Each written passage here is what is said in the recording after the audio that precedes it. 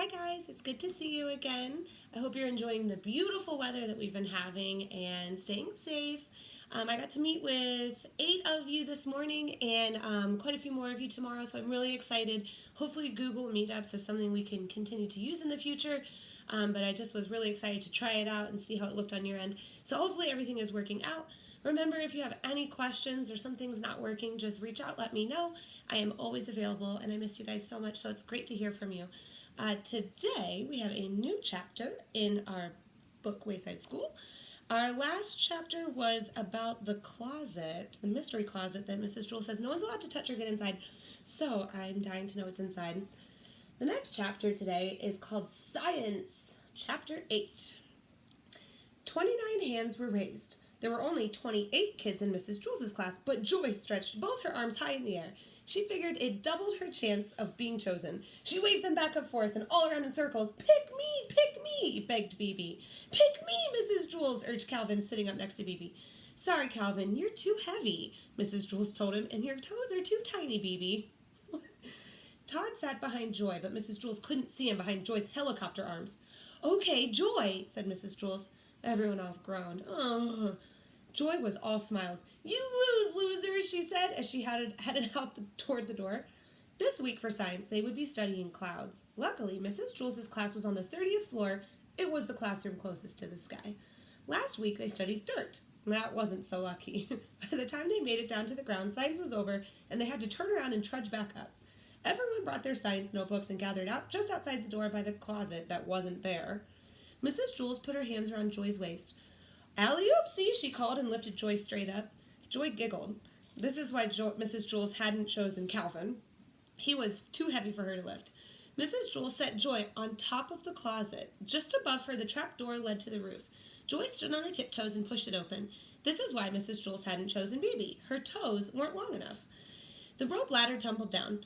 One by one, the children climbed the rope ladder to the roof. So if you remember our picture, this must be what's going on. Climbing through the roof, and they're on the top story, so they're about to get up on top of the roof. Last time they were on the roof, the building got filled with cows, and they had to be rescued from the hurricane, or the tornado, so hopefully it's safer this time. Joy giggled. That's why, I read that part. One by one, the children climbed the rope ladder to the roof. Be sure to stay away from the edge, Mrs. Jewell called up to them. There was a safety railing around the edge, but it was for taller people. Mrs. Jewell was afraid that her children could slip right under it. She was the last one through the trap door. When she reached the roof, she saw everyone standing on the edge. What did I say? She demanded. Everyone stared blankly at her. Alley-oopsie? Asked Damien. Well, at least somebody was paying attention, said Mrs. Jewell. She told everyone to take 2 steps back and sit on their bottoms. But then we'll be further away from the clouds, Matt complained. Sometimes safety is important, said Mrs. Jewell. She pointed out the clouds to her students. That one there is a cumulus cloud.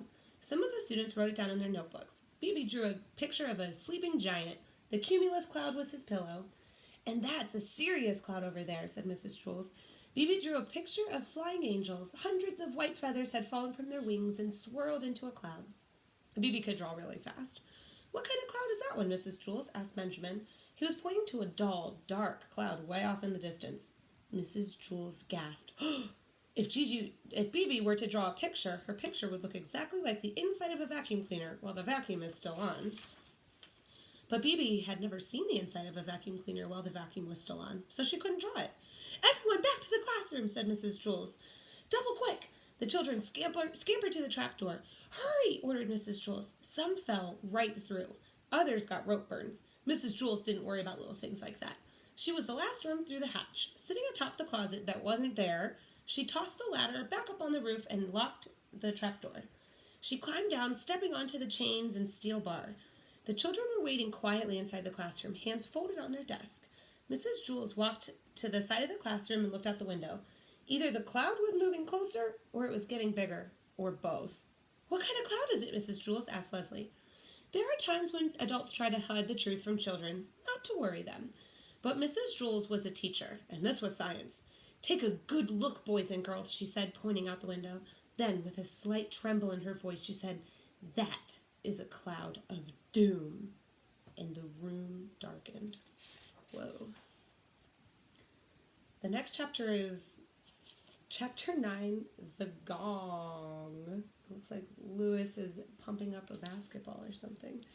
So, fun chapter. At least we finally have heard from the Cloud of Doom. This must be what it looks like. Ooh. So, I hope you liked our chapter today. I'm hoping to get another one to you tomorrow and then maybe take a break over spring break. Don't forget today is Sarah's birthday. It was Jilly's birthday last Monday, and Brody's birthday is coming up over spring break. I'm thinking that maybe we can try to do something special for the birthday people, so keep your eyes out for an email with some more information.